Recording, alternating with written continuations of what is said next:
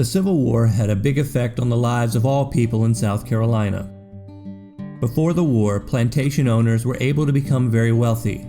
They sold cash crops. They relied on slave labor.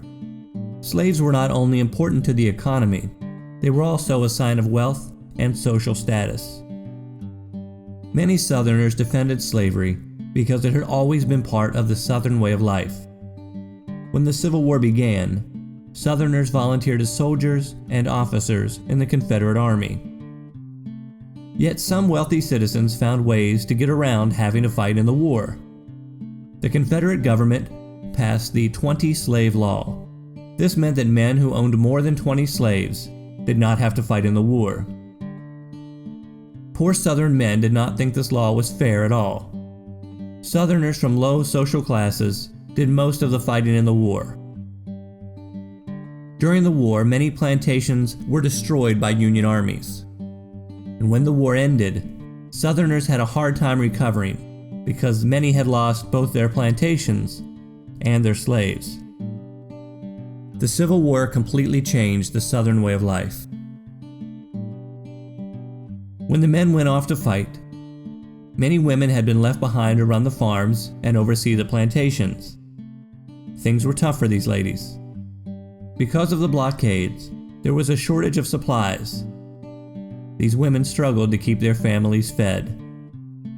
The food they were growing often had to be sent off to feed the soldiers. Some women did have an opportunity to serve in the war.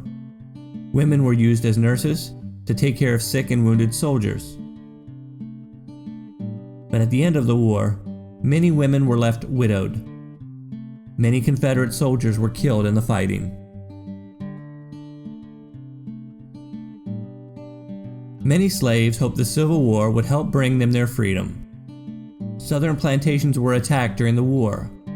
Some slaves saw an opportunity to escape to the safety of the Union Army. In 1863, President Lincoln issued the Emancipation Proclamation. This declared that all slaves in the South were free, even if they had not already been taken in by Union soldiers. Of course, most Southern states ignored the Emancipation Proclamation at the time. Plantation owners did their best to keep their slaves on their plantations until the end of the war. The Emancipation Proclamation said that slaves were free, but they would not truly earn their freedom until the war was over. Some former slaves and free African Americans felt it was their duty to fight for the Union Army. There were even some troops made up entirely of black soldiers.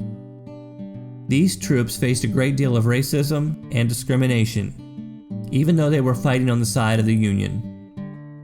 Most black divisions were led by white officers. They typically received less pay than the white soldiers as well. Toward the end of the war, some slaves were forced to serve in the Confederate Army.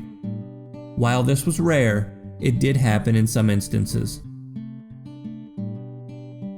The Civil War had a great impact on the lives of children. With the men off fighting in battle, slave and free children had to take on more duties and responsibilities. They had to help do the work on the farms and the plantations. They suffered through food shortages too. Some children were even forced to serve in the Union and Confederate armies. Children as young as 10 were sometimes used as drummer boys and standard bearers. At times they could be caught in the crossfire of battle and be killed as well. After the war, many children were left without fathers. An entire generation grew up suffering from the effects the war had on their lives.